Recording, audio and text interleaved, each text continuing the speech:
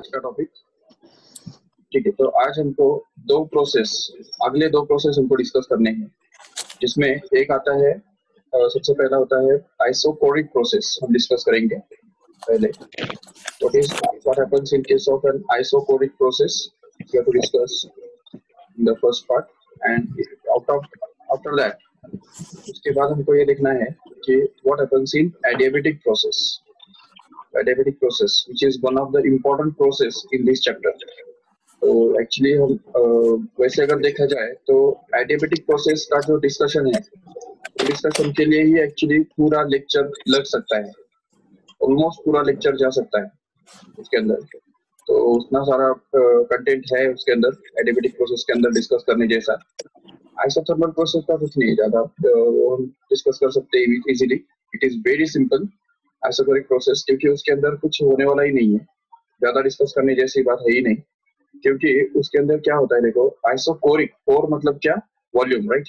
तो इसलिए यहाँ पे वॉल्यूम जो है, volume of the gas remains constant, and since volume remain constant, what we can say is no work is going to be done. क्योंकि देखो वर्क डन का फॉर्मूला क्या है हमारा, work done is always equal to pressure into delta V DV. DV मतलब change in volume ना। तो अगर वॉल्यूम चेंज ही नहीं होने वाला है तो फिर ये जो वॉल्यूम कांस्टेंट है, तो उसकी वजह से dv क्या बनेगा, dv तो जीरो बन जाएगा।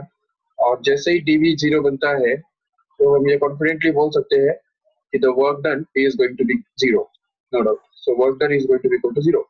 अभी चलो ठीक है, वर्क डन अगर जीरो बन गया तो ऐसे केस में देखो हमारा फर्स्ट लॉ ऑफ थर्मोडायनेमिक्स क्या कहता है, वो कहता है dq is equal to du plus dw बराबर। अभी इसमें से अगर वर्क डन जीरो बन गया तो बचेगा क्या, simply dq is equal to du, that's all. And this du we know that it is equal to n into cv dt always. तो ये du का जो वैल्यू है वो हमेशा n times cv into dt हुआ करता है when the volume is kept constant, and that is we have done here in this isochoric process. The volume of the gas is kept constant, and that's why the amount of heat absorbed by the gas will actually be given by the simple formula n cv dt, no doubt. So this is going to be the formula for finding the du, you can say. And once we get du, we can get dq also, because both of them are going to be the same, because no work is going to be done in this process. So dq is also going to be n cv dt, no doubt. चलो ठीक है, अभी ये हम समझ सकते हैं। तो अगर ये हमने ले लिया आइसोकोरिक प्रोसेस के अंदर ये डिस्कस किया, और एक बात हम डिस्कस कर सकते हैं आराम से कि जब वॉल्यूम कांस्टेंट रहता है तो आइडियल गैस इक्वेशन हमको क्या बताता है। Ideal gas equation tells us simply that PV is equal to nRT, correct है। अभी जब वॉल्यूम कांस्टेंट है तो no doubt volume is going to be constant, but pressure and temperature वो तो वेरिएबल है ना।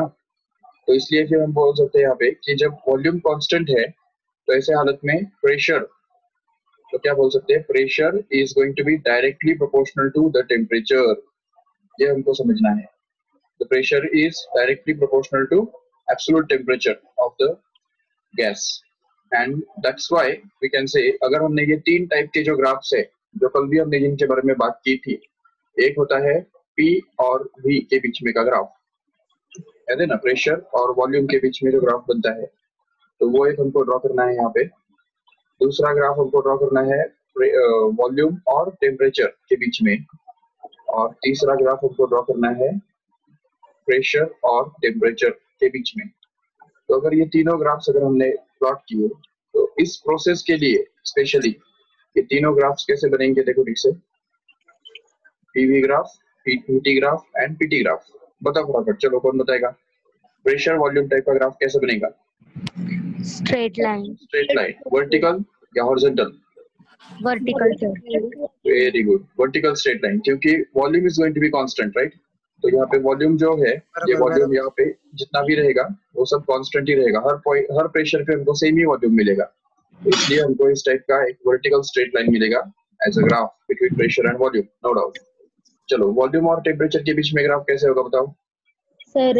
Straight line horizontal. Yes, straight line horizontal. तो ये जो है इस टाइप का हॉरिजॉन्टल स्ट्रेट लाइन हमको मिलेगा, क्योंकि after all volume is going to be constant, right?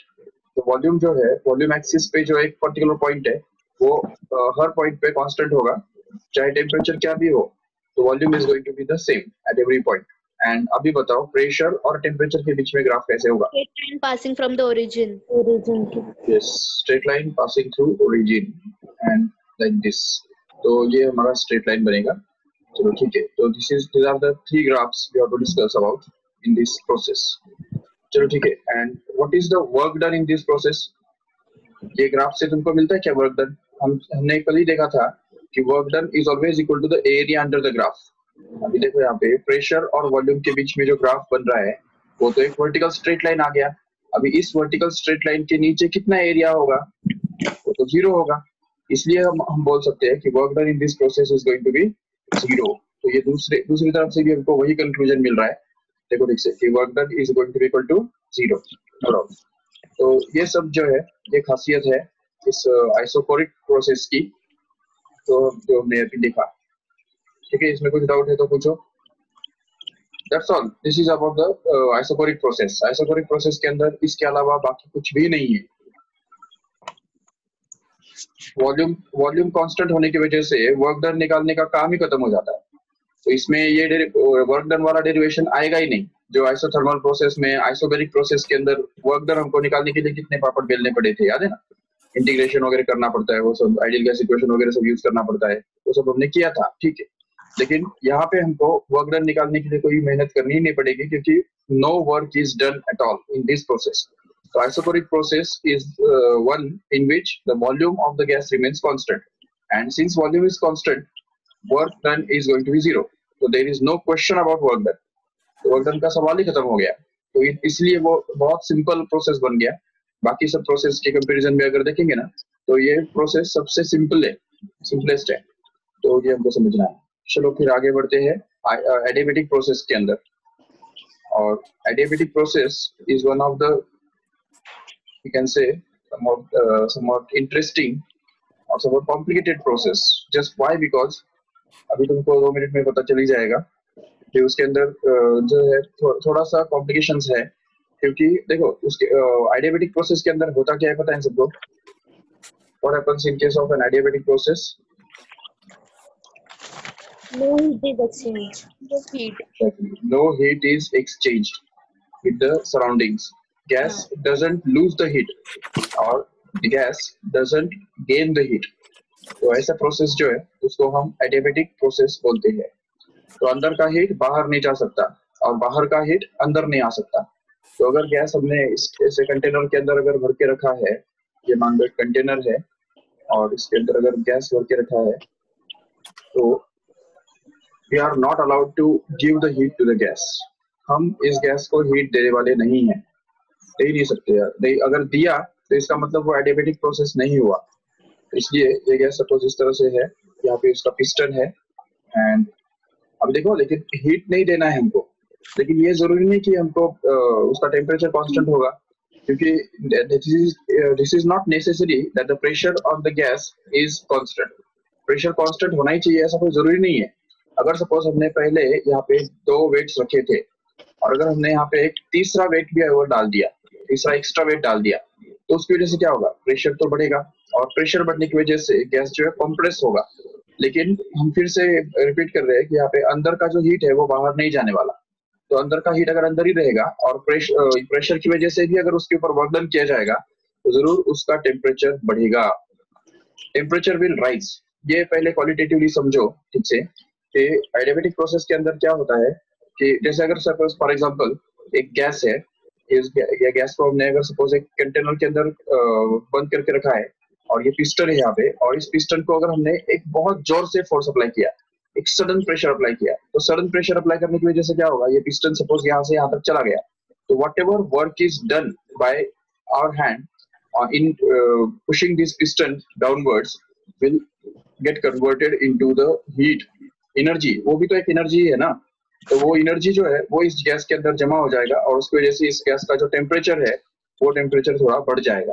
हम देख सकते हैं कि whenever work is done on the gas, the temperature of the gas increases and the gas will become hot। ये तुमने देखा होगा कभी ये होता है ना साइकिल में हवा भरने का जो पंप होता है, देखो कभी ये सपोज साइकिल में हवा भरने का पंप है और ये उसका सिलेंडर है और ये उसके अंदर ये एक वाइसर होता है और यहाँ पे एक पिस्टन होता है और ये बाहर वाला पार्ट है उसका, यहाँ पे हम हैंडल पकड़ते हैं उसको। और अगर सपोज हमने इस गैस ये जो यहाँ पे आउटलेट भी होता है, पता है ना सबको, यहाँ पे एक आउटलेट होता है, मतलब एक पाइप होता है, इस पाइप को ही हम कनेक्ट करते हैं जहाँ पे भी हम चाहते हैं। सपोज ये पाइप है और यहाँ पे ये हमने पाइप को मतलब टायर को कनेक्ट किया जैसे हम हवा भरने के लिए। लेकिन अगर ये सोचो कि अगर इसको हमने बंद करके रखा, सपोज ये हमने पूरी तरह से पैक करके रखा, जैसे हम इसको प्रेस करते हैं उंगली से तो उसकी वजह से ये जो है इसके अंदर का एयर जो है वो कांस्टेंट रह गया, अभी वो एयर बाहर नहीं जा सकता है। और अभी अगर हमने इसके ऊपर अगर फोर्स अप्लाई किया जो उसको प्रेस करेगा नीचे के डायरेक्शन में, तो जैसे हम इसको सडनली प्रेस करने के लिए ट्राई करेंगे तो ये जो पिस्टन है या ये जो पूरा ये जो मटेरियल है, ये मेटल का बना हुआ जो सिलेंडर है वो गर्म हो जाता है। ये देखा तुमने कभी? तो ये गर्म होने का रीजन वही है कि whenever the gas is just compressed suddenly, so it undergoes a increase in temperature. Its temperature increases. This temperature increase is due to the amount of work done on the gas due to external pressure. ये जो external pressure यहाँ पे इसके ऊपर काम करता है, work done करता है, उसकी वजह से अगर उसका थोड़ा भी वॉल्यूम अगर कम हो गया, यहाँ तक ये पिस्टन आ गया सपोज, तो ऐसे प्रोसेस में क्या हो गया कि ये वर्क डन जो हमने किया वो इसका टेम्परेचर थोड़ा बढ़ा देता है और ये गैस जो है वो गर्म हो जाता है। इसका एग्जैक्ट अपोजिट प्रोसेस भी हम देख सकते हैं, देखो बिल्कुल अपोजिट प्रोसेस हम यहाँ पे देख सकते हैं इसका, कि अभी जैसे अगर हमने अभी देखा कि गैस को अगर हमने हीट किया, मतलब वर्क डन अगर किया उसके ऊपर, तो प्रेशर अगर बढ़ाया तो उसकी वजह से वो कंप्रेस होगा और वो गर्म हो जाएगा, बराबर। अभी उसका दूसरा अपोजिट प्रोसेस हम देखेंगे, जो हमारे पास सिलेंडर होता है, तुमने देखा होगा एलपीजी गैस का सिलेंडर, तो देखा होगा सभी ने। ये सपोज हमारा एलपीजी गैस का सिलेंडर है और इसके अंदर ये एक आउटलेट होता है जो बहुत टाइटली फिक्स्ड किया होता है और उसके अंदर एक वाइसर होता है वो जो ऊपर आता है उसमें से। अभी सोचो अगर हमने इसमें इस वाइसर को अगर थोड़े समय के लिए प्रेस किया, नीचे की तरफ प्रेस किया, तो गैस जो है वो इसमें से बाहर आता है, ठीक है, जंप करके गैस जोर से बाहर आता है। और हम अगर वहां पे उंगली लगाते हैं तो वो गैस जो है वो हमको ठंडा लगता है। ये नोट करो एक बार ठीक से, ये गैस जो है वो हमको ठंडा लगता है। एंड दिस टेम्परेचर रिडक्शन, ये जो टेम्परेचर में घटौती होता है वो उसका रीजन क्या है? The gas is gas is compressed here in the inside the cylinder. ये सिलेंडर के अंदर जो गैस होता है वो कंप्रेस्ड होता है, बहुत हाई प्रेशर के अंदर होता है, इतने हाई प्रेशर पे होता है कि वो गैस होता ही नहीं है, गैस के बदले वो लिक्विड बन जाता है, सिर्फ प्रेशर की वजह से वो लिक्विड बन जाता है। और अभी जैसे ही हम इसमें से प्रेशर कम करेंगे तो सडनली प्रेशर रिड्यूस होता है और जैसे ही प्रेशर रिड्यूस होता है तो गैस को अपना खुद का एनर्जी यूज करके वर्क डन करना पड़ता है। The gas does work on its own internal energy and because of that this gas just expands and when this gas expands its internal energy is lost and that's why its temperature decreases slightly. तो ये जो temperature नीचे जाता है या slightly decrease होता है उसका रीजन यही है कि basically the gas does some work on its own using its own internal energy and because of that only this gas just gets cooled. Even हम ये देखते हैं कि अगर सपोज साइकिल का ट्यूब है और उस ट्यूब के अंदर से जो हवा जब निकालते हैं, जैसे ही उसका वायर से हम खींच लेते हैं तो उसमें से एयर बाहर आता है, वो एयर भी हमको ठंडा लगता है and that is because of this process. तो ये उल्टा प्रोसेस हो गया, जैसे हम प्रेशर बढ़ाते हैं तो gas gets heated up, temperature of the gas increases and because whatever work is done in this process just gets converted into the internal energy of the gas and that is increase the temperature of the gas and whenever the gas is released suddenly, जैसे हम gas के ऊपर का pressure कम कर देते हैं तो उसकी वजह से क्या होता है कि गैस एक्सपांड करता है और एक्सपांड होने के लिए अपना खुद का इंटरनल एनर्जी यूज करता है, क्योंकि बाहर से हम उसको कोई एनर्जी नहीं देने वाले, क्योंकि वो एडियाबेटिक प्रोसेस है। एडियाबेटिक प्रोसेस का डेफिनेशन ही वो है कि बाहर से कोई एनर्जी इंटर नहीं करेगा, हीट इंटर नहीं करेगा, but still the temperature of the gas decreases when the gas is allowed to expand using its own internal energy remember, and this is the specialty of adiabatic process. Now we'll just discuss about the theoretical parts in this adiabatic process. तो अभी देखो यहाँ पे adiabatic process के अंदर क्या होता है वो अगर एक बार समराइज करो तो सबसे पहले बात क्या होती है, dq remains 0, करेक्ट है, no heat is exchanged, that means जो भी हीट है वो अंदर का अंदर ही रहेगा, बाहर का बाहर ही रहेगा, no heat will enter from the surroundings into the system and no heat will leave also, so there is no exchange. अच्छा, दूसरी बात उसकी वजह से दूसरी बात क्या होगी बताएं, देखो हमारे पास थर्मोडायनामिक्स का फर्स्ट लॉ क्या कहता है, dq is equal to du plus dw, correct है, बट अगर dq 0 हो गया तो ऐसे केस में LHS तो 0 हो जाएगा, जिसका मतलब ये होगा कि du plus dw ये दोनों का सम भी 0 हो जाएगा, जिसका मतलब ये होगा कि dw is equal to minus of du, और we can say du is equal to minus of dw. अब देखो इसका मतलब क्या होता है कि अगर सपोज इसमें देखो du और dw इन दोनों के साइन कन्वेंशंस भी हमको ऑलरेडी पता है, कौन कब पॉजिटिव होता है कौन कब नेगेटिव होता है, तो देखो ठीक से अगर if du is positive, sorry चलो if dw is positive, इसका मतलब क्या, dw पॉजिटिव होने का मतलब क्या है, work is done by the gas, right, work जो है वो गैस ने किया, मतलब work done by the gas is positive, means gas has been expanded, ये गैस जो है वो एक्सपांड होगा कि नहीं, तब तो dw पॉजिटिव होगा, और अगर गैस एक्सपांड होगा तो ऑब्वियसली वो खुद का इंटरनल एनर्जी लूज करेगा ना, खुद का इंटरनल एनर्जी यूज करके ही वो एक्सपांड होगा, और अगर वो इंटरनल एनर्जी यूज करता है तो ऐसे केस में उसका खुद का इंटरनल एनर्जी कम हो जाएगा, और अगर उसका इंटरनल एनर्जी कम हो जाता है तो du के बारे में क्या कहेंगे,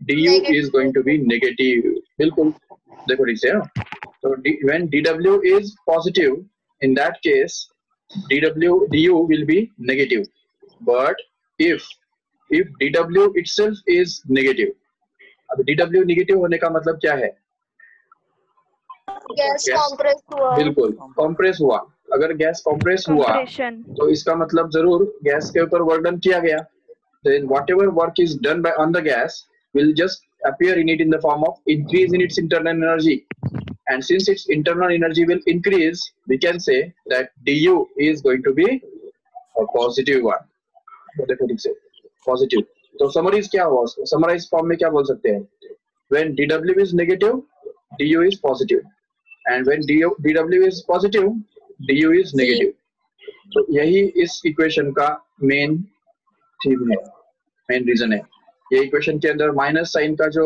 इंटरप्रिटेशन है वो यही है कि जब du पॉजिटिव होता है तो dw नेगेटिव होता है, और जब du नेगेटिव होता है तब जाके dw पॉजिटिव बनता है, तो ये सिंपल सी बात हमको अच्छी तरह समझनी है, which happens in case of an adiabatic process, remember, so du and dw both of them are alternately positive and negative, दोनों कभी पॉजिटिव नहीं हो सकते एडियाबेटिक प्रोसेस के अंदर, ये बात याद रखो, ये दोनों भी कभी भी नेगेटिव नहीं हो सकते हैं एडियाबेटिक प्रोसेस के अंदर, इसीलिए यहाँ पे du और dw इन दोनों के बीच में ये रिलेशनशिप हमेशा होता है, du is going to be equal to minus of dw because dq itself is going to be 0, okay, अभी हम इस इक्वेशन को और आगे जाके सॉल्व करते हैं, इससे हमको एक बहुत इंपॉर्टेंट रिलेशनशिप मिलने वाला है, देखो ठीक से अभी तो जगह नहीं है,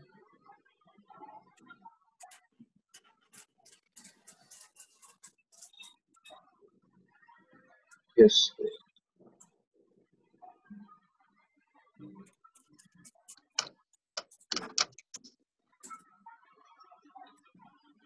ठीक है, तो अभी सोचो ठीक से, we have proved that in case of an adiabatic process dq becomes equal to 0, and since dq is 0 we can say that du is going to be equal to minus of dw, बराबर है, but what is the formula for du, you know, it's n cv dt, याद है, और dw के लिए क्या formula है बताओ? dw P into dv. बिल्कुल p into dv, करेक्ट। अभी ये देखो, ये p dv और ये n cv dt, अगर हम इसमें यहाँ पे यूज करेंगे। अच्छा, और एक बात है यहाँ पे कि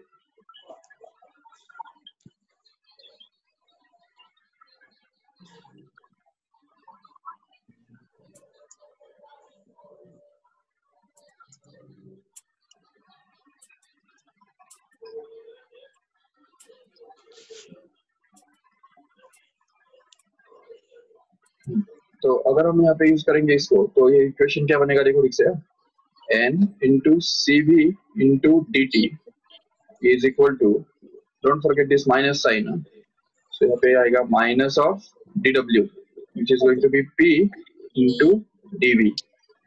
ओके, अभी लेकिन अगर हमको यहाँ पे p जो है ना, p अगर नहीं चाहिए इस इक्वेशन के अंदर, क्योंकि यहाँ पे देखो तीन तीन वेरिएबल्स हो गए, एक तो ये भी हो गया, dt भी है, p भी है और v भी है, तो तीन तीन वेरिएबल्स नहीं चाहिए। कोई भी दो वेरिएबल्स अगर होंगे तो चल जाएगा।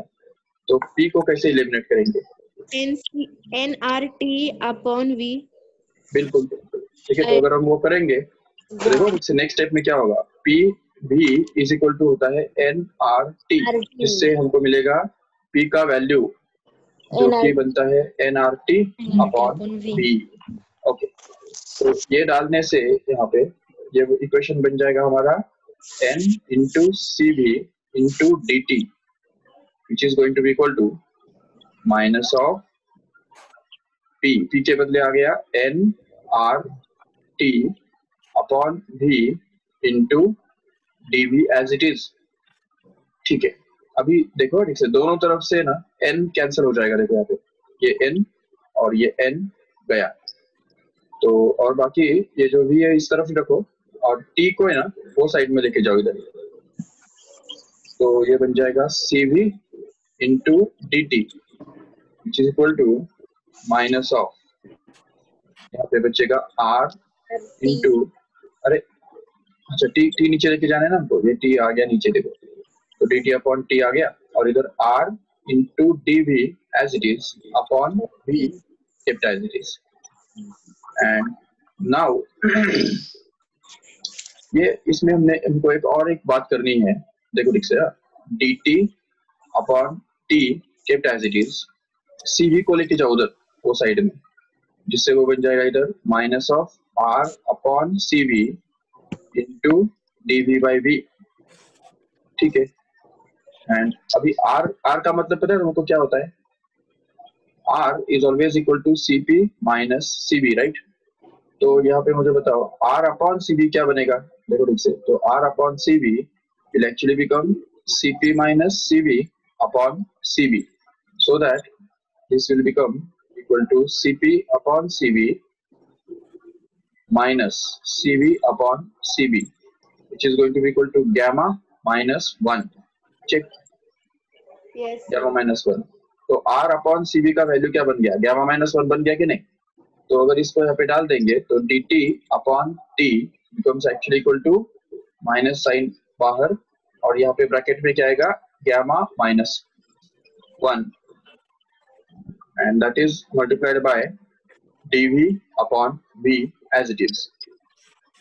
अभी देखो ये इक्वेशन को हमको इंटीग्रेट करना है, सिंपली इंटीग्रेट करना है, बाकी कुछ नहीं करना। नहीं घाट वालों में नहीं, गिर गर्दन घाट।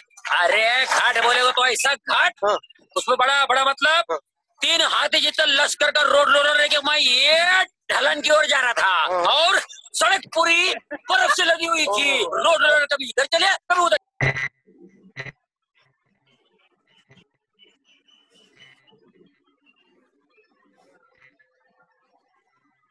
ओके, तो ये होता है। अभी इसको हम अगर इंटीग्रेट करेंगे ना दोनों तरफ, तो वो हमारा बन जाएगा integration of dt upon t which is going to be equal to minus of, अभी चलो gamma minus 1 तो कांस्टेंट है, can be taken out, and integration of dv upon v। Plus some constant of integration जो हम जानते हैं लेना ही पड़ता है हमेशा, तो वो बन जाएगा सपोज log ऑफ k या c बोल सकते हैं। चलो ठीक है, log ऑफ k बोल दिया। log k क्यों? क्योंकि ये दोनों भी log में ही आने वाले हैं इसलिए। तो देखो ठीक से अभी integration of dt upon t क्या बन रहा है? log t, बिल्कुल तो बेस e है वो, no doubt, is equal to minus of gamma plus minus 1 into integration of dv by v is again log of v to the base e also again plus log of k only to the base e again. If we transfer this whole term in that side, then we can get this as log of t plus gamma minus 1 into log of v is equal to log of k, which in the next step will become log of t kept as it is plus here this gamma minus 1 can be raised to the power, क्योंकि तुमको पता है कि log of a raised to n equal to क्या होता है? n times log of a होता है कि नहीं? तो इसका मतलब अगर ये n जो है वो अगर सीधा सामने यहाँ पे आ जाता है तो उसको हम ऊपर भी तो भेज सकते हैं उल्टा करके, तो इसलिए यहाँ पे ये जो gamma minus 1 है उसको हमको ऊपर भेजना है इधर v के पावर में, तो वो बन जाएगा सीधा log of ब्रैकेट में v raised to gamma minus 1 and that is going to be equal to log of k.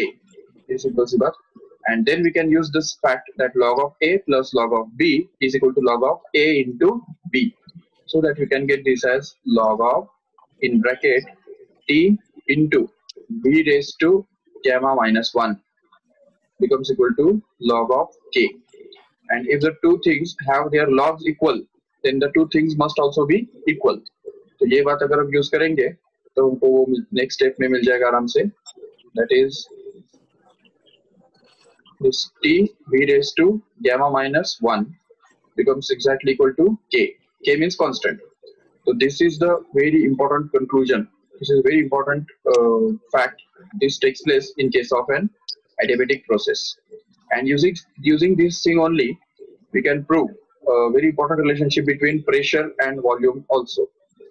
तो प्रेशर और वॉल्यूम के बीच में एक रिलेशनशिप हम यहाँ पे ड्रॉ निकाल सकते हैं, जो कि देखो ठीक से, क्योंकि हमने अभी प्रूव किया कि ये जो होता है t into v raised to gamma minus 1 is going to be constant. ठीक है, अभी ये देखो अगर t के बदले हम अगर रिप्लेस करते हैं आइडियल गैस इक्वेशन के अंदर t इक्वल टू क्या होता है? pv अपॉन nr होता है कि नहीं?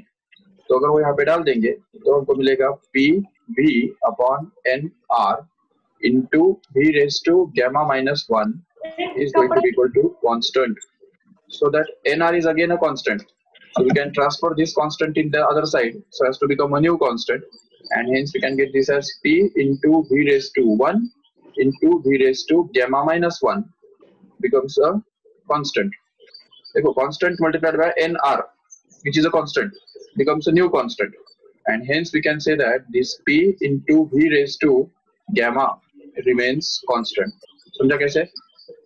ये जो है v raised to 1 into v raised to gamma minus 1, तो अगर ये एक बार ले लिया नीचे तो हमको ऊपर में न्यूमरेट यहाँ पे पावर में क्या होगा? इन दोनों का एडिशन हो जाएगा, तो वो बन जाएगा 1 plus gamma minus 1, 1 minus 1 cancel and we are left with this gamma. So p v raised to gamma is equal to constant. This is again another important relationship between the pressure and volume which takes place in case of an adiabatic process, remember.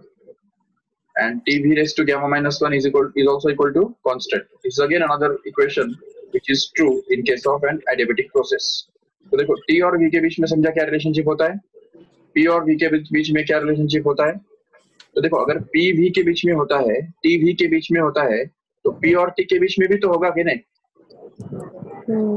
जरूर, तो उसको भी हम निकाल सकते हैं आराम से। एंड अब देखो इसमें होता क्या है कि होता ऐसा है कि p raised to gamma minus 1 into is proportional to t raised to gamma. ये रिलेशनशिप उनके बीच में होता है। This can be proved. ये भी हम प्रूव कर सकते हैं, वैसे 2 मिनट में हम प्रूव कर सकते हैं आराम से। क्योंकि देखो इसमें से हमको क्या मिला, P V raise to gamma is constant ना, तो यहाँ पे हमको सिंपली क्या करना है, v का वैल्यू रिप्लेस करना है। देखो आइडियल गैस इक्वेशन के अंदर v माना क्या होता है, v होता है n r t upon p, correct है। तो वो अगर यहाँ पे डाल देंगे तो हमको मिलेगा p kept as it is and v के बदले आया n r t upon p, the whole raised to gamma as it is, which is going to be a constant. तो अभी यहाँ पे हम देख सकते हैं कि ये अगर gamma अगर खोल देंगे सबके लिए, अगर ओपन कर देंगे तो ये स्टेप से हमको मिल जाएगा नेक्स्ट स्टेप में, तो p as it is into n raised to gamma into r raised to gamma into t raised to gamma upon p raised to gamma, सबको हमने gamma से रेज कर दिया, ये p raised to gamma, and that is going to be equal to a constant. But we know that already this n raised to gamma and r raised to gamma are already constants. Just shift them into denominator here, so that we get this as t raised to gamma upon p raised to gamma minus 1 is equal to constant. समझा कैसे?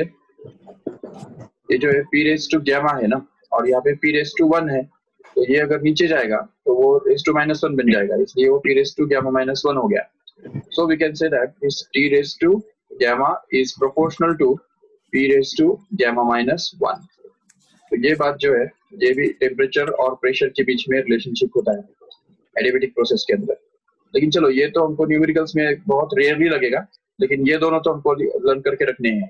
देखो p v raised to gamma is constant and t v raised to gamma minus 1 is going to be constant.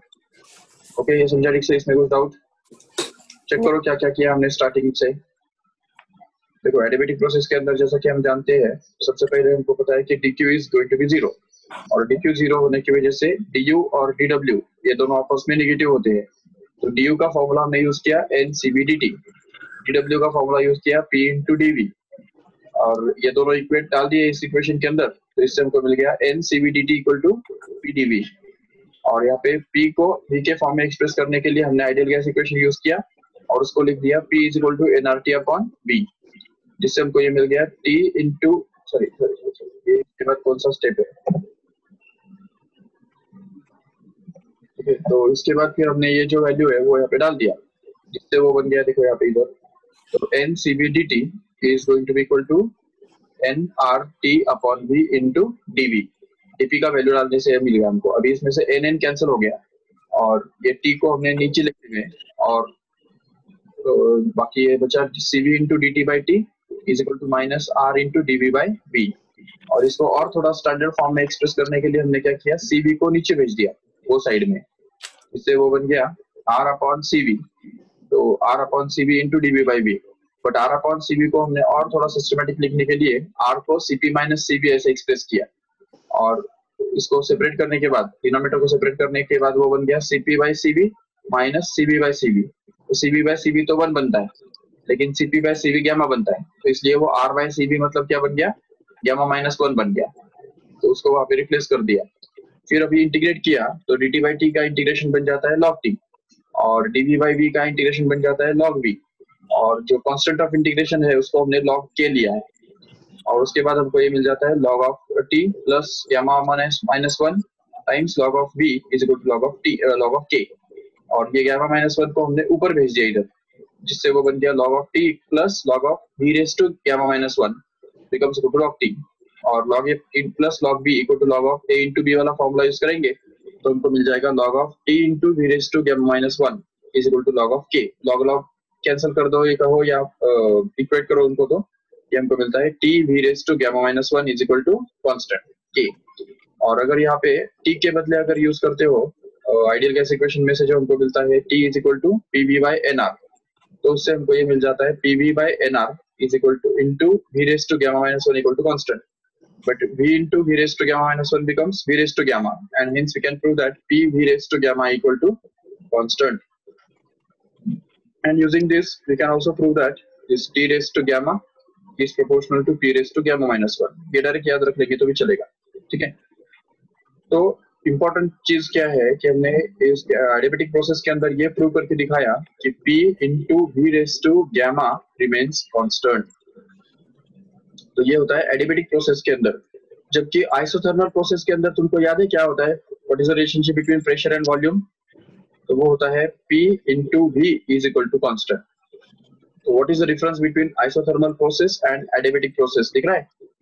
देखो, P into V raised to gamma is constant in case of an adiabatic process, whereas in case of an isothermal process, PV is going to be a constant. तो ये adiabatic process के अंदर होता है और वहाँ पे ये isothermal process के अंदर होता है। अभी इसमें हम बोल सकते हैं कि यहाँ पे isothermal process के अंदर P is simply inversely proportional to V, correct है? बट यहाँ पे क्या बोल सकते हैं? Here we can say that P is actually inversely proportional to V raised to gamma, where gamma is a adiabatic constant. याद करो, adiabatic constant याद है ना सबको? What is adiabatic constant? Gamma is actually equal to the ratio of Cp to Cv, which happens to be 5/3 for monatomic gas molecules, which happens to be 7/5 for rigid diatomic gas molecules, and which is equal to 9/7 for non-rigid diatomic molecules. याद आ रहा है सब? तो ये gamma जो है वो इतना इम्पोर्टेंट है। यहाँ पे नेचुरली इस फॉर्मूलेस के अंदर ये गैमा आता है, इसलिए हमने इस गैमा के बारे में पूरा डिस्कशन जो है वो ऑलरेडी वहाँ पे पहले करके रखा है ताकि हमको वो यूज करना पड़े यहाँ पे। तो देखो यहाँ पे P is inversely proportional to V in case of isothermal process, whereas P is inversely proportional to V raised to gamma in case of an adiabatic process. So how will look like the graphs between pressure and volume in this case? बताओ। यहाँ पे अगर हम एक pressure और volume के बीच में ग्राफ ड्रॉ करेंगे तो वो तो ऐसा आएगा। हमको पता है it is always decreasing one, इस टाइप का ग्राफ हमको मिल जाता है। बिल्कुल, यस, हाइपरबोलिक टाइप ग्राफ मिलता है हमको। ठीक है, अभी ये ग्राफ और इस प्रोसेस में, मतलब एडियाबेटिक प्रोसेस के अंदर अगर हमने प्रेशर और वॉल्यूम के बीच में अगर एक ग्राफ ड्रॉ किया तो वो कैसे बनेगा बताओ? It's also a hyperbolic one, but it is decreasing rapidly like this. देखा क्या डिफरेंस हो गया?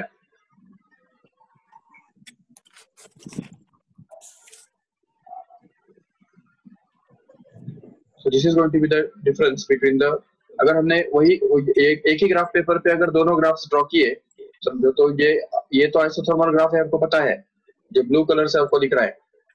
अभी मैं एक ग्राफ ड्रॉ करता हूँ इसका एडियाबेटिक प्रोसेस का, जो आपको पर्पल कलर से दिखाई देगा। ये देखो, this will be the graph of adiabatic process, दिख रहा है? और जो येलो कलर वाला जो ग्राफ है वो कौन सा है? It is going to be isothermal. तो आइसोथर्मल प्रोसेस का जो ग्राफ है वो इस टाइप का होता है। क्या फर्क दिख रहा है तुमको दोनों के बीच में? बताओ बराबर। एडियाबेटिक ग्राफ जो है वो रैपिडली डिक्रीज होता है, इतना समझ सकते हो? रैपिडली डिक्रीज होता है। और ये भी बात समझो कि दोनों ग्राफ्स एक पर्टिकुलर पॉइंट पे मीट करते हैं। देखो इधर, यहाँ पे दोनों ग्राफ मिलते भी है जरूर, तो एक पर्टिकुलर पॉइंट पे वो आके मिलते हैं, बट जो ग्राफ है उसके पहले एडियाबेटिक ग्राफ ऊपर होता है, आइसोथर्मल नीचे होता है। लेकिन उसके बाद क्या होता है? आइसोथर्मल ग्राफ ऊपर हो जाता है और एडियाबेटिक ग्राफ नीचे निकल जाता है। तो ये हमको अच्छी तरह समझना है दोनों के बीच में का जो रिलेशनशिप या डिफरेंस याद रखने से। अगर स्लोप की बात करते हैं, दोनों ग्राफ्स के अंदर का जो स्लोप है उसकी अगर बात करते हैं, तो स्लोप का मतलब क्या होता है? dp by dv। तो अगर यहाँ पे हमारे पास है कि p into v is going to be a constant, तो हम बोल सकते हैं ना कि derivative d by dv of pv will be a 0, correct है? इसको अगर हमने डेरिवेटिव निकाला तो वो 0 बन जाएगा, और उसकी वजह से यहाँ पे क्या बनेगा? देखो आगे नेक्स्ट स्टेप में, तो ये बन जाएगा डेरिवेटिव ऑफ pv। मतलब ही क्या? देखो, p into derivative of v plus v into derivative of p, which is going to be equal to 0, so that we can say p, अभी dv by dv मतलब क्या? वो तो 1 बन गया, और इसलिए हम उसको बोल सकते हैं p into 1 simply plus v into dp by dv becomes equal to 0, which means that अगर हमने ये p को उस तरफ लेके गए तो हमको मिल जाएगा v into dp by dv is going to be equal to minus of p, correct? And if we take this v also in the denominator in the other side, then we can get this as dp by dv is going to be equal to minus of p upon v. ये बात है समझ में ठीक से? So we can say that the slope of isothermal graph always remains. तो उसको हम बोल सकते हैं slope of isothermal ही था ना ये, तो ये isothermal graph का जो slope है वो हमको मिल रहा है simply minus of p by v के बराबर. ठीक है, अभी अगर ट्राई करते हैं adiabatic प्रोसेस का जो स्लोप है वो निकालने का, तो देखो adiabatic प्रोसेस के अंदर होता क्या है, what is the relationship between the pressure and volume. तो देखो ठीक से adiabatic प्रोसेस के अंदर होता है p into v raised to gamma is equal to constant. ठीक है, अगर इसको हमने डेरिवेटिव निकाला तो देखो क्या बनेगा, d by dv of p into v raised to gamma is equal to 0. तो यहाँ पे आएगा प्रोडक्ट रूल, तो प्रोडक्ट यूज करेंगे तो बनेगा p into d by dv of v raised to gamma plus v raised to gamma as it is into d by dv of p only, which is going to be equal to 0. So that we can say this will be p into, अच्छा v raised to gamma का derivative क्या बनता है बताओ, gamma into v raised to gamma minus 1, correct है? जैसे derivative of x raised to n क्या होता है पता है ना,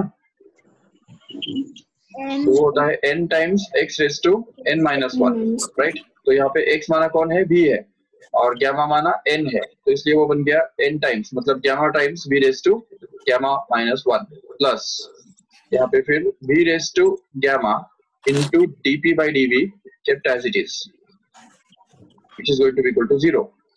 Now in the next step we can just take this v raised to gamma minus 1 common. तो अगर हमने यहाँ पे v raised to gamma minus 1 जो है ना वो अगर कॉमन ले लिया, ले सकते हैं ऐसा कॉमन, देखो तो यहाँ पे तो चलो gamma into p बचेगा बस, बट यहाँ पे क्या बचेगा, देखो v raised to gamma को कैसा लिख सकते हैं, v raised to gamma can be written as v raised to gamma minus 1 into v itself, ऐसा लिख सकते हैं.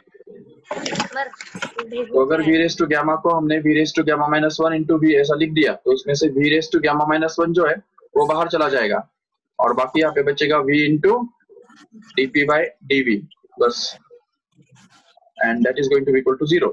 अभी ये जो पूरा है v raised to gamma minus 1 इसको अगर नीचे भेज दिया तो हमको मिलेगा gamma into p plus v into dp by dv is going to be equal to 0. इसमें भी अगर सपोज हमने ये जो gamma p है वो उसको अगर उस तरफ भेज दिया वो साइड में तो हमको क्या मिलेगा, देखो तो v into dp by dv becomes actually equal to minus of gamma times p, and then we can be able to understand what is the slope of this graph. तो जो स्लोप है तो dp by dv बनेगा minus of gamma times p by v, and just compare this slope with the slope of isothermal graph. देखो isothermal graph का slope क्या मिला था हमको, minus p by v, जबकि adiabatic ग्राफ का जो स्लोप है वो क्या मिल रहा है हमको, gamma times minus of gamma times p by v.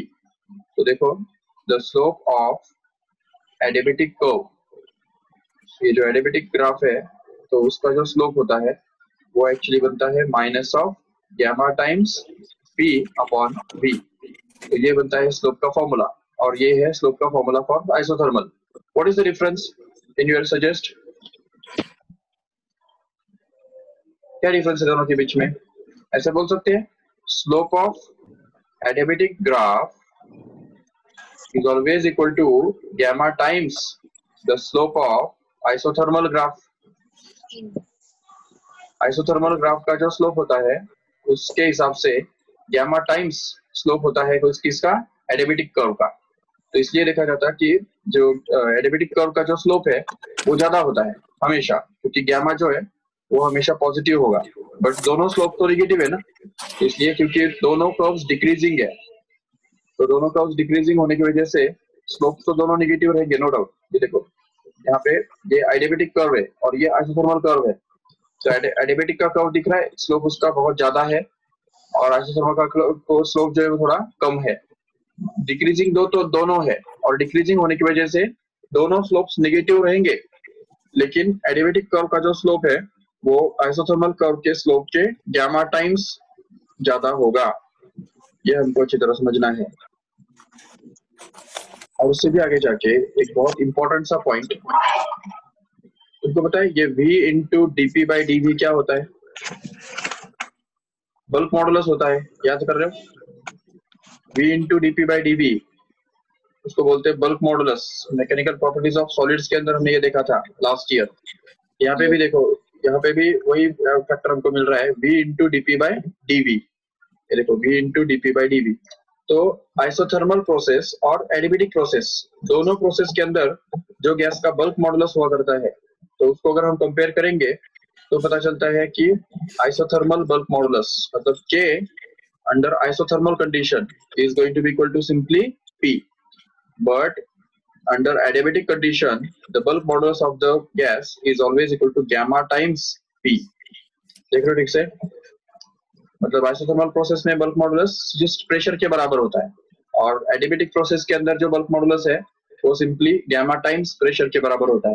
और यही बात हमने ऑलरेडी यूज की थी लास्ट ईयर साउंड वेव्स वाले चैप्टर के अंदर, Laplace correction, Newton's law of velocity of sound in air. अगर याद है तो आपको पता होगा कि न्यूटन ने गलती किया था और उसने ये बताया था कि जो velocity of sound in air होता है वो सिंपली नॉर्मली के अपॉन गामा तो रो तो होता ही है, लेकिन न्यूटन ने गलती से क्या किया, इस के को आइसोथर्मल कंडीशन आप एज्यूम करके उसने यहाँ पे पी डाल दिया, और पी बाय रो ये फॉर्मूला उसको मिल गया न्यूटन का। और लैप्लास ने उसमें करेक्शन क्या किया, बोला कि ये जो के है वो के आइसो नहीं बल्कि के एडिया हुआ करता है। तो एडियाबेटिक प्रोसेस होने के कारण उसने वहाँ पे गामा टाइम्स प्रेशर डाल दिया था, और उससे उसको करेक्ट रिजल्ट मिला था, जो कि हम सभी जानते हैं। अभी भी हम यही ट्रू एज्यूम करते हैं, और हमको अभी भी पता है कि यही करेक्ट है। तो basically these basic facts are to be proved here. तो ये यहाँ पे हम प्रूव कर रहे हैं कि आइसोथर्मल प्रोसेस और एडियाबेटिक प्रोसेस के अंदर जो डिफरेंस होता है वो हमने यहाँ पे लिटरली देखा मॉलिक्यूलर या थ्योरेटिकल बेसिस पे। इस तरह से दोनों प्रोसेस के अंदर स्लोप कैसे अलग अलग होता है, बल्क मॉडुलस कैसे अलग अलग दोनों के बीच में होता है, ग्राफ में क्या डिफरेंस होता है, और प्रेशर और वॉल्यूम के बीच में जो रिलेशनशिप है उनके बीच में क्या रिलेशन या डिफरेंस होता है, वो हमने सब देखा। And now finally we have to derive the expression for work done in case of an adiabatic process। ये फाइनल डेरिवेशन रहने वाला है। एडियाबेटिक प्रोसेस के अंदर हमको यही करना है last as a work done in case of an adiabatic process। So write down the next heading, work done in case of adiabatic process। So देखो ठीक से, we want to find out the work done in case of an adiabatic process। Have a look at that। What is the formula for work done? It is simply P into dV, no doubt। But जैसा कि हमने अभी भी देखा कि pressure और volume इन दोनों के बीच में जो ग्राफ है वो स्ट्रेट लाइन तो है ही नहीं। तो प्रेशर और वॉल्यूम के बीच में ग्राफ कैसा है, ये देखो ये ऐसा है, it's a hyperbolic one like this। But this doesn't mean that PV is equal to constant, but it means that P into V raised to gamma is going to be a constant। तो ये हमने consider करना है। तो अगर हम ये use करेंगे यहाँ पे, तो हमको वर्क डन निकालना है। तो क्या करना पड़ेगा, टोटल वर्क डन निकालने के लिए सपोज हमने यहाँ पे एक पॉइंट हम कंसिडर करते हैं, ये पॉइंट है सपोज यहाँ पे V1 या VI उसको बोल सकते हैं, या V1 बोलूं तो IF लिखने में थोड़ा सा बार बार तकलीफ होता है ना, ठीक है V1 बोल देते हैं उसको, ठीक है। और जो फाइनल वॉल्यूम है इस गैस का उसको बोल देते हैं चलो V2, ओके V2। और इनिशियल जो प्रेशर रहा होगा गैस का तो उसको हम बोल देंगे P1, चलेगा। ये हो गया हमारा P1। और जो फाइनल प्रेशर है तो उसको हम लिख देंगे P2, ओके। तो देखो ठीक से, अगर पी भी रेस टू गैमा कांस्टेंट है तो उसको हम बोल सकते हैं कि P1 into V1 raise to gamma is equal to P2 into V2 raise to gamma, and that will be a constant, and that constant will be denoted by C suppose. तो इस C को हम बोल देंगे constant.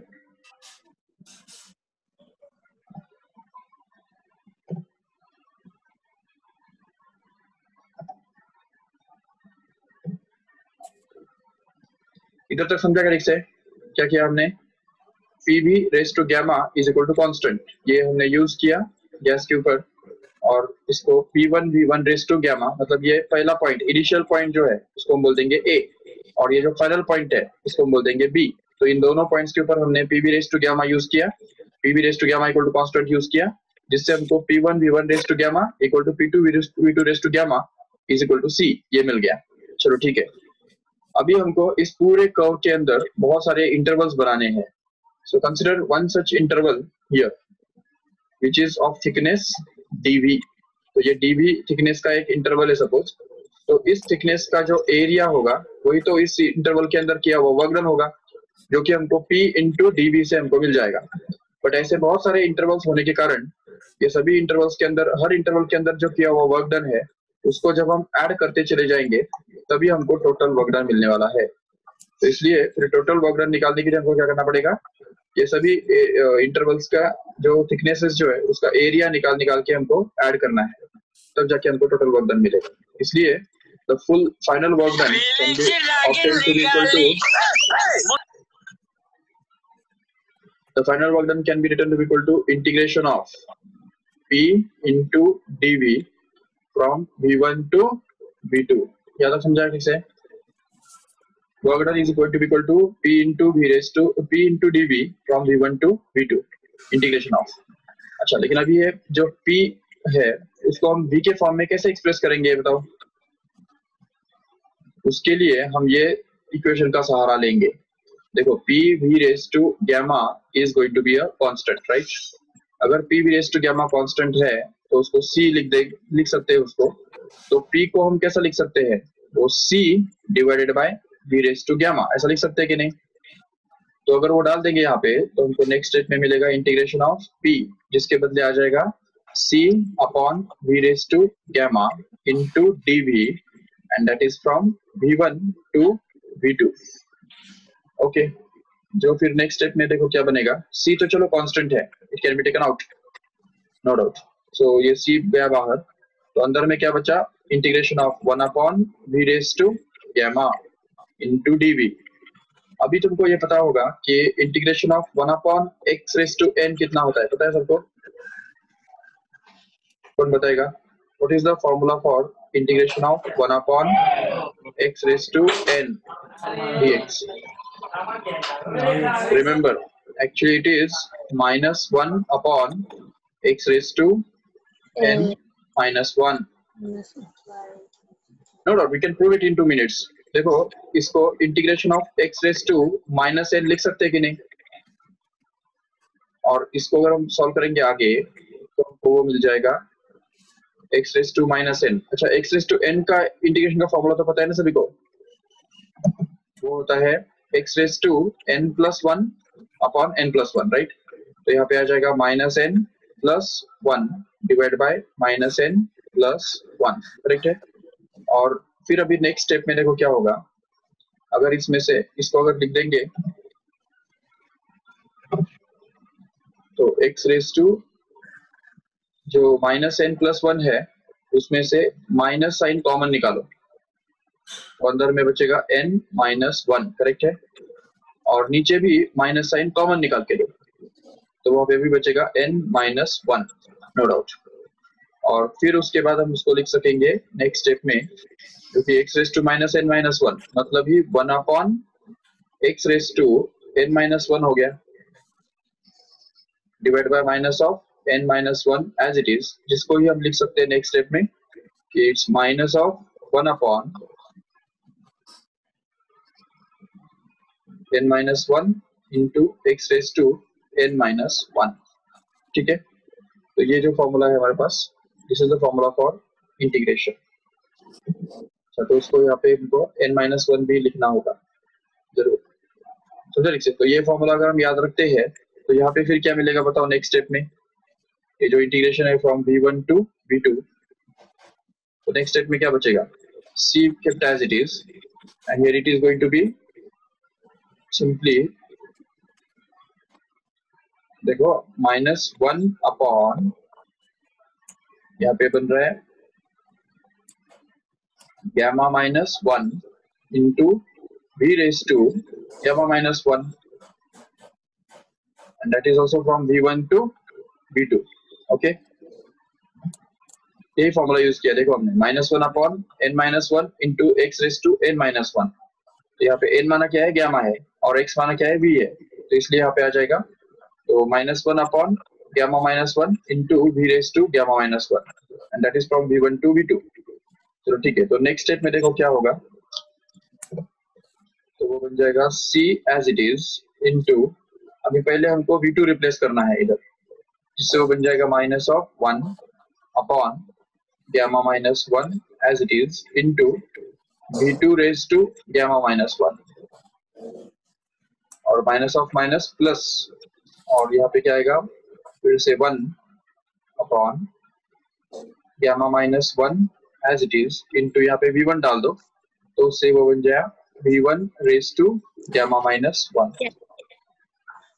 ठीक है, अभी इस c को अंदर डाल दो, देखो ठीक से, और उसमें भी क्या है कि अगर यहाँ पे माइनस ऑफ c अपॉन, देखो ठीक से, यहाँ पे आएगा gamma -1 into v2 raise to gamma -1 plus ये c अंदर डाल दिया हमने, तो इसलिए यहाँ पे भी आएगा c upon gamma -1 into v1 raise to gamma -1 as it is।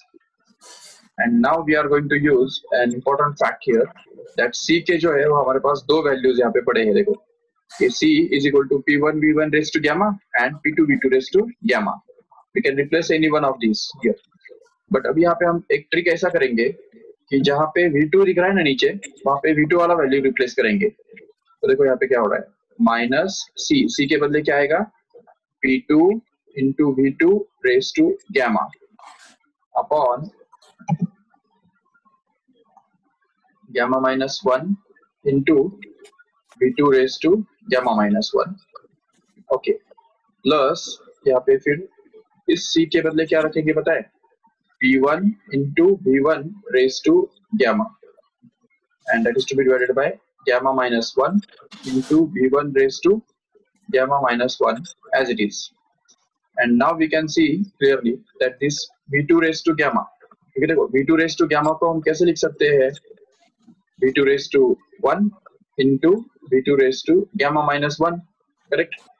तो इससे ये v2 raised to gamma -1 और ये v2 raised to gamma -1 cancel हो जाएगा, और इसके वजह से हम बोल सकते हैं यहाँ पे कि यहाँ पे एक v2 बचा रहेगा, और इसलिए नेक्स्ट स्टेप में देखो क्या आएगा, तो यहाँ पे minus of p2 into v2 simply divided by, here it is gamma -1 as it is, plus यहाँ पे फिर से हम वही करेंगे, v1 को भी हम लिख सकते हैं आराम से, v1 raised to gamma can be written as v1 itself into v1 raised to gamma -1, correct है, so that this v1 raised to gamma -1 and v1 raised to gamma -1 gets cancelled, and what we are left with is simply p1 into v1 and that is divided by gamma -1।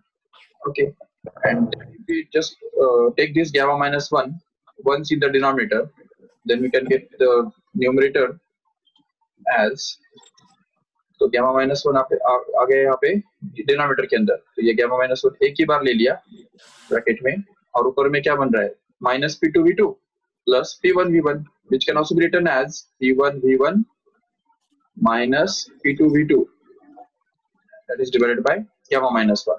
So this is going to be the full and final formula for for finding the work done in case of an adiabatic process। Remember, देखो ठीक से, I will repeat again, p1 v1 minus p2 v2 upon gamma -1, where gamma is again the adiabatic constant which is going to be cp upon cv, remember। So this is the whole derivation for work done। in case of an adiabatic process by the gas. देखो starting से हमने क्या क्या किया। सबसे पहले हमको work done का फॉर्मूला जो पता है P into dV, वो हमने यूज किया। उसके बाद हमने देखा W is equal to integration of P into dV from V1 to V2, जिससे हमको नेक्स्ट स्टेप में अभी ये P V raised to gamma equal to constant C होता है, जिससे हमको मिल गया P का value C upon V raised to gamma, जो हमने यहाँ पे रिप्लेस कर दिया। उससे वो बन गया C कांस्टेंट लेकर के बाहर आ गया और integration of 1 upon V raised to gamma, उसके फॉर्मूला से हमको मिल जाता है -1 upon gamma minus 4 into V raised to gamma minus 1 from V1 to V2। इधर फिर V2 डाला और V1 डाला और बीच में माइनस साइन डाला, तो ये हमको मिल गया। और उसके बाद फिर यहाँ पे C जो है वो हमने डिस्ट्रीब्यूट कर दिया और पहले वाले C के बदले हमने P2 V2 rest to gamma डाला और दूसरे वाले C के बदले हमने P1 V1 rest to gamma रख दिया, ताकि ये V1 और V2 कैंसिल हो जाए। तो इसलिए वो जैसे हमने एड कर दिया तो यहाँ पे कैंसिलेशन होने के बाद P2 minus of P2 V2 upon gamma minus 1 plus P1 V1 upon gamma minus 1, ये हमको मिल जाता है। और उससे हमको वर्क डन का जो फॉर्मूला है वो मिल जाता है P1 V1 minus P2 V2 upon gamma minus 1। और एक सिंपल सी बात हम यहाँ पे कर सकते हैं, देखो लिख सकते कि अगर आइडियल गैस इक्वेशन यूज करेंगे ना, तो पॉइंट ए पे अगर हम यूज करेंगे आइडियल गैस इक्वेशन तो क्या बनेगा बताओ। फर्स्ट पॉइंट पे अगर आइडियल गैस इक्वेशन यूज करेंगे तो हमको मिलेगा P1 into V1 is equal to nRT1, correct है। और बी पॉइंट पे अगर हम आइडियल गैस इक्वेशन यूज करेंगे तो हमको मिलेगा P2 into V2 is equal to nR into T2। Okay, अभी ये वैल्यूज जो P1 V1 और P2 V2 के हैं वो अगर हमने यहाँ पे रख दिए वर्क डन के एक्सप्रेशन में, तो हमको और एक फॉर्मूला मिलेगा वर्क डन का इन टर्म्स ऑफ टेम्परेचर, जो कि P1 V1 के बदले आ गया यहाँ पे nRT1 माइनस P2 V2 के बदले आ जाएगा nRT2 and that is to be divided by gamma minus 1 in the bracket as it is, which can also be written to be equal to W is equal to nR is going to be a constant, it can be taken out and common, and T1 minus T2 will be left inside and that is to be divided by this gamma minus 1 as it is here. So this is going to be the formula, another formula for finding the work done in case of an adiabatic process, remember. So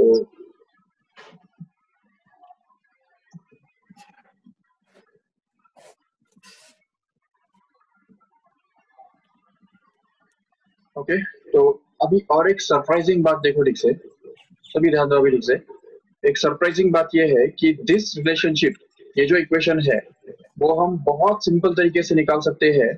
उसके लिए ये पूरा जो भी कुछ हमने किया वो कुछ भी करने की जरूरत नहीं है। एक बहुत सिंपल टेक्निक है जिससे हम वर्क डन का फॉर्मूला डिराइव कर सकते हैं, जो कि इस पूरे के लिए एक तरह से ऑप्शनल है, ऑप्शनल मतलब अल्टरनेटिव है। So now we can see the alternative method to find out the work done by the gas in case of adiabatic process.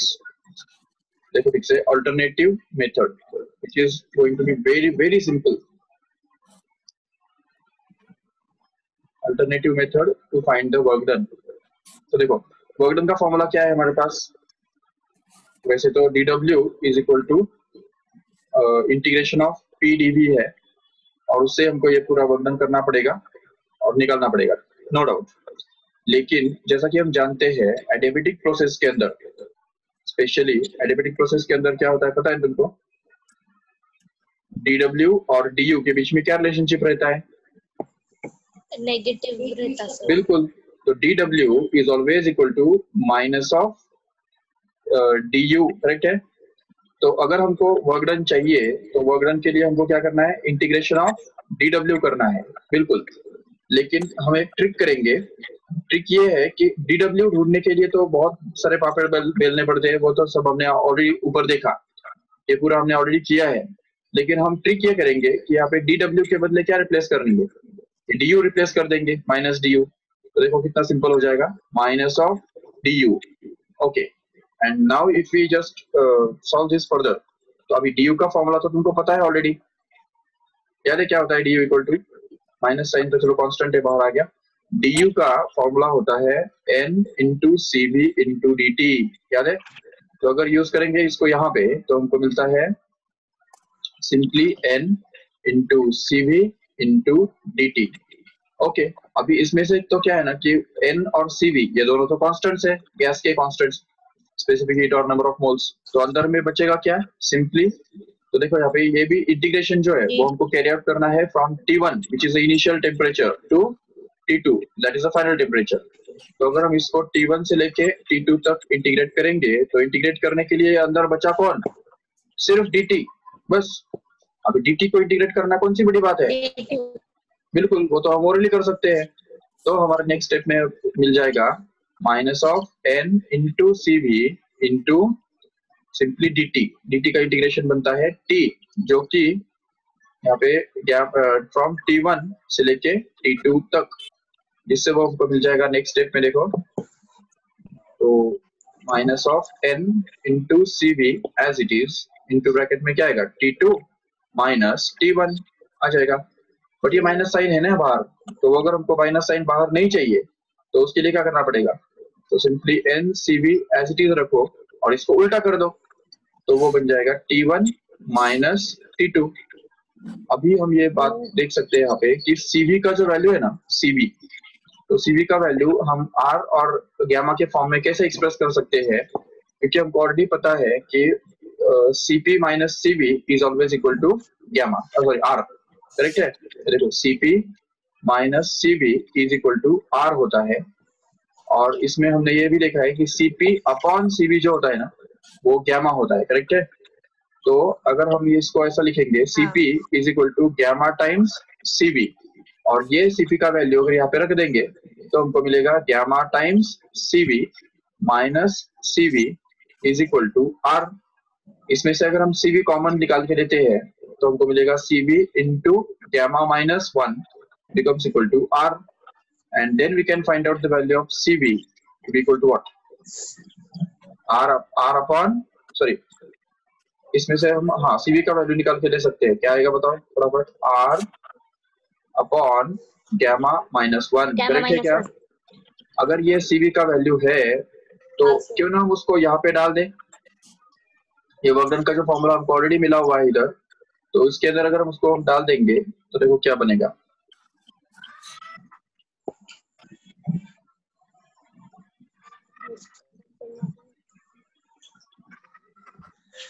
देखो ठीक से, तो work done will always be equal to n into CV के बदले क्या आने वाला है, R upon gamma minus 1 and that is multiplied by T1 minus T2।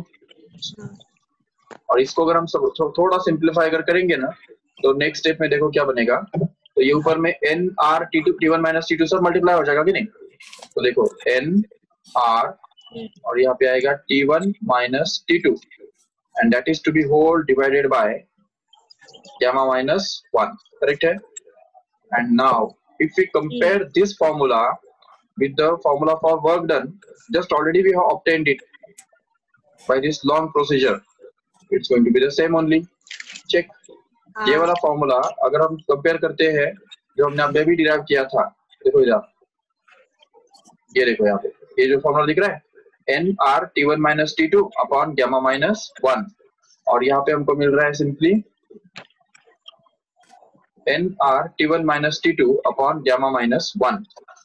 लेकिन देखो कहाँ ये मेथड और कहाँ वो दूसरा वाला मेथड, ये मेथड तो कितना सिंपल है, अल्टरनेटिव मेथड, इसके अंदर हमको सिर्फ dw के बदले क्या रखना है, माइनस du रखना है, और जैसे हम dw के बदले माइनस du रखते हैं तो du का जो फॉर्मूला हमारे पास है n CV dt वो हम यूज कर सकते हैं वहां पे, जिसमें से n CV तो कांस्टेंट है और dt को हमको इंटीग्रेट करना पड़ेगा T1 से लेके T2 तक, तो वो तो t बन जाएगा, और T1 से लेके T2 तक इंटीग्रेट करने से वो सिंपली T2 माइनस T1 ही बन जाएगा, और फिर उसको माइनस साइन के साथ एडजस्ट करके उसको T1 माइनस T2 लिख सकेंगे, और CV can be proved to be equal to R upon gamma minus 1 separately.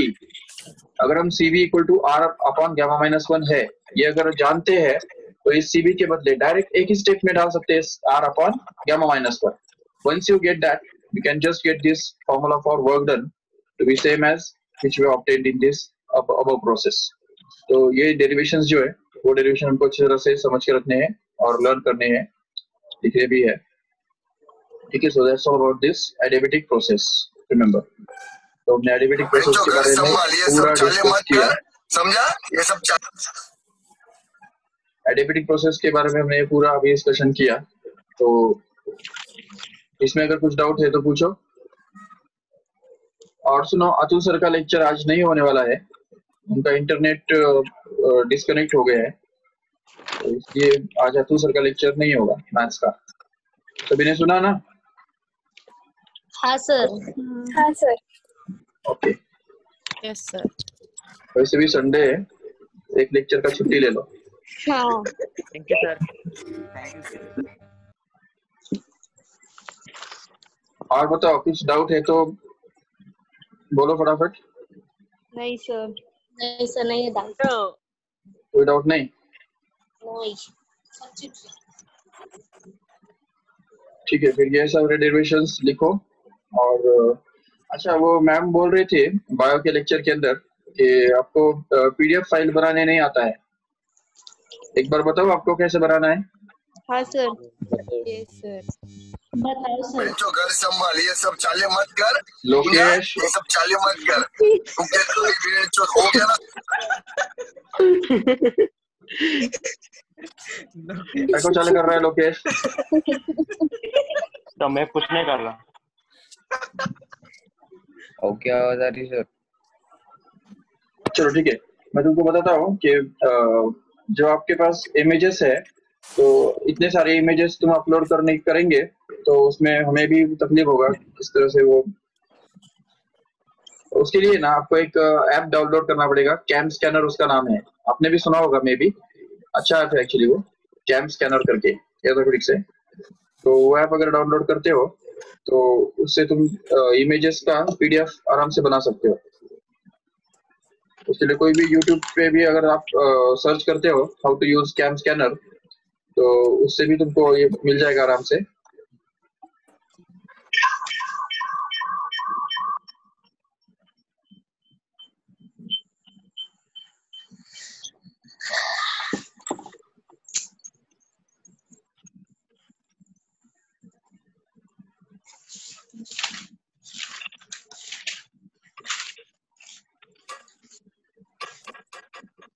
Okay, आप सभी को अभी मोबाइल दिख रहा है मेरा? नहीं दिख रहा सर। हाँ देखो सर, जरा। दिख रहा। ठीक है, तो इसमें ये ऐप है आपका कैम स्कैनर।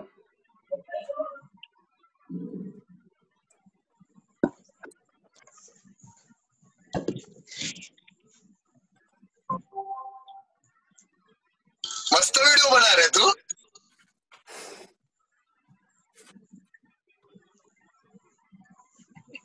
ठीक है, देखो अभी इसमें इंपोर्ट फ्रॉम गैलरी अगर देखते हो तो इसमें से जो भी आपको अगर सपोज कोई फाइल्स अगर चाहिए तो आप वो सिलेक्ट करके ले सकते हो। मान लो ये सारे सिलेक्ट किया,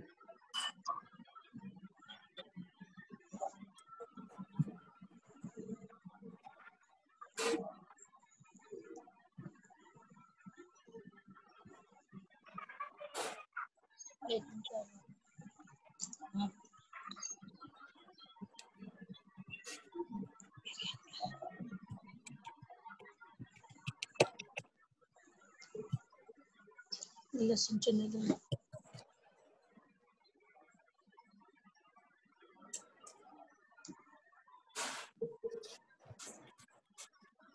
सपोज ये फोटो निकाला,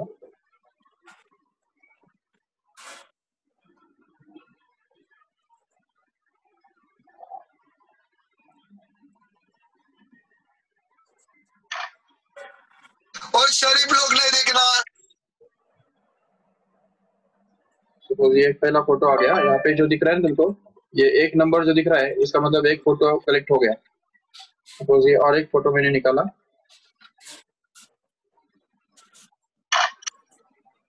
तो दो फोटो कलेक्ट हो गए, तीसरा फोटो सपोज क्रिएट हो गया।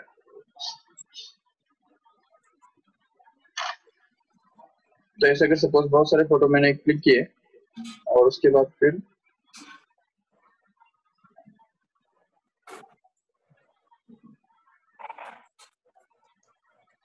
इनमें से तो आपको अगर कुछ क्रॉप वगैरह करना है तो वो भी कर सकते हो। देखो अगर मैं सपोज मुझे अगर थोड़ा सा कम करना है, उसका साइज पूरा इतना नहीं लेना है, अनवांटेड पार्ट हटा देना है उसमें से, वो भी आप कर सकते हो आराम से। और ऐसा सभी फोटोज के बारे में होने के बाद, सभी का क्रॉपिंग करने के बाद, ये देखो इस स्टेप से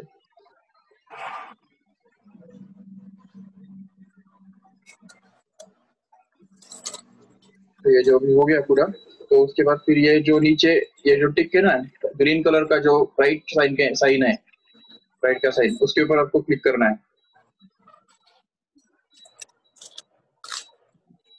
ठीक है, और उसके बाद फिर आप भी उसको कुछ नाम देना है।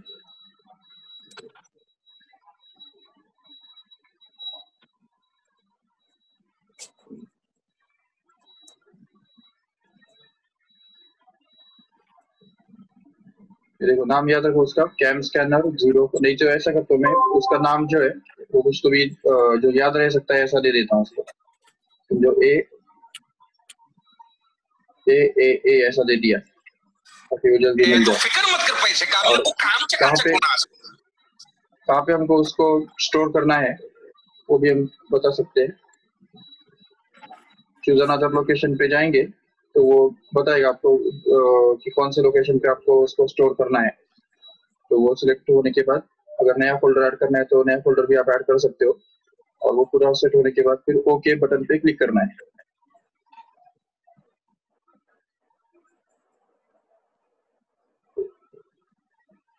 पीडीएफ तो नहीं, हाँ यहाँ पे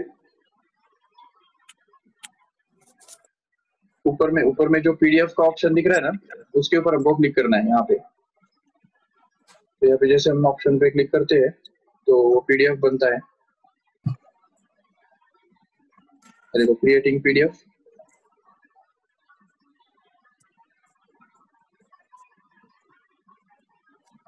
और उसके बाद फिर उसको शेयर पे क्लिक करना है, ये शेयर। तो जैसे ही शेयर पे क्लिक करते हो तो उसके बाद फिर आप जो जहाँ भी चाहे वहाँ पे उसको सेव कर सकते हो, या शेयर पे ना भी करो तो भी वो सेव तो हो गया ऑलरेडी। सिर्फ उसका नाम याद रख लो, ए है करके। अब अगर आप अपने फोन पे जाए, फोन के अंदर जाएंगे, पूरा बैक जाओ,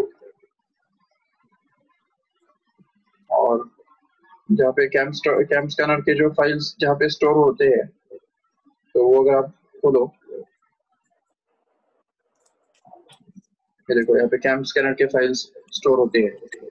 तो वहाँ पे ए करके पीडीएफ आ गया ना नीचे, तो वो पीडीएफ आप अगर ओपन करेंगे तो उसके अंदर एक ही पीडीएफ के अंदर सारे इमेजेस है।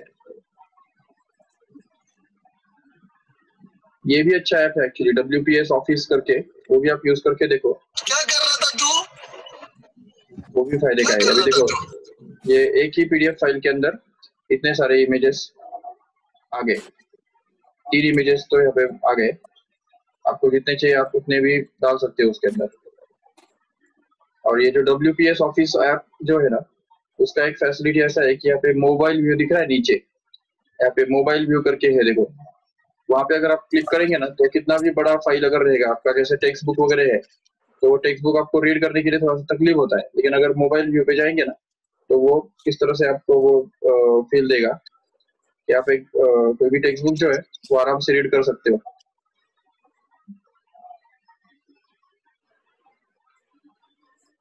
सिर्फ थोड़ा एडवर्टाइजमेंट वगैरह सहने पड़ते हैं। जैसे कि देखो ये फिजिक्स का टेक्स्ट बुक है, अभी ये तो बहुत छोटा छोटा हैंडराइटिंग दिख रहा है कि नहीं। अगर उसको हमने मोबाइल व्यू पे अगर क्लिक किया ना, देखो यहाँ पे मोबाइल व्यू पे क्लिक करेंगे तो वो थोड़ा थोड़ा पार्ट जो है वो हमारे सामने आएगा। और उसके बाद जैसे हम इसको क्लिक करेंगे तो थोड़ा इक्वेशंस लोड होने के लिए टाइम लग रहा है, ये नहीं हो रहे। तो लेकिन जो पीडीएफ है तो पीडीएफ रीड करने के लिए बहुत अच्छा है यार। ठीक है, तो कैम स्कैनर यूज करके आप तो वो उतना कर सकते हो कि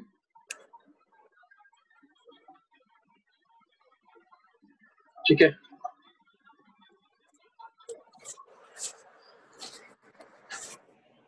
और और भी अगर डिटेल में आपको चाहिए तो आप YouTube पे सर्च करो cam scanner, how to construct PDF files using cam scanner, और हाउ टू कन्वर्ट फोटो और images into PDF using cam scanner. ठीक है, तो वो कर सकते हैं आराम से। बाकी फिर अभी लेक्चर में यहाँ पे एंड करता हूँ, बाकी दूसरा लेक्चर तो नहीं है। पहली फुर्सत में निकाल। लोकेश, अरे क्या प्रॉब्लम हो रहा है लोकेश? सर मैं नहीं हूँ वो, तो कौन है? मेरा एक ही अकाउंट है, वो दूसरा कोई तो है। हाँ फिर ठीक है, चलो फिर bye bye, thank you all of you.